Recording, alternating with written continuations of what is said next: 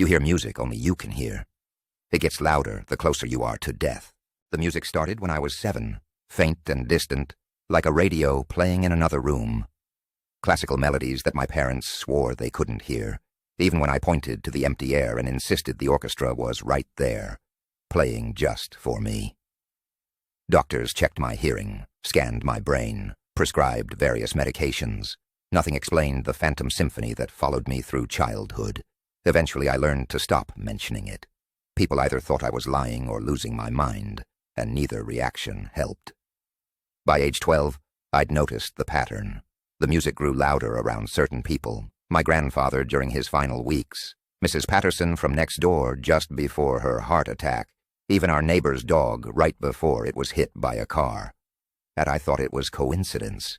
Then I realized I was hearing death approaching, announced by music only I could perceive. I tried warning people when the melodies grew too loud around them. My grandfather just smiled and patted my head, dismissing it as childhood imagination. Mrs. Patterson thought I was being morbid. The warnings felt useless when no one believed me. As I got older, I learned to live with my unwanted gift.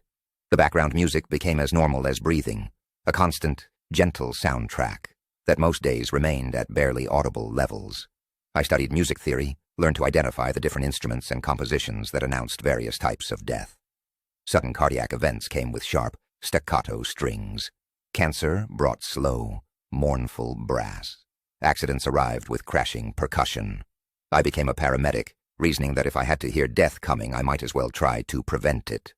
My colleagues thought I had uncanny instincts for which calls would be serious, which patients were more critical than they appeared. They started requesting me for difficult cases, trusting my ability to sense when someone was closer to dying than their vital signs suggested. The music saved lives.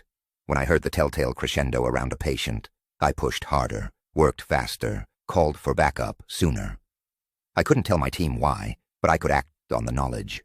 For 20 years, I helped people fight against the symphonies only I could hear.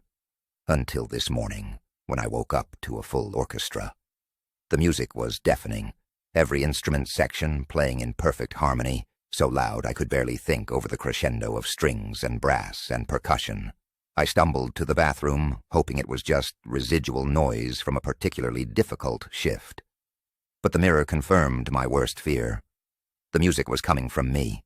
I could see it somehow, golden notes streaming from my reflection like visible sound waves.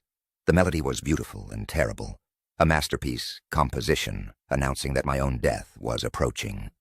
I called in sick to work, unable to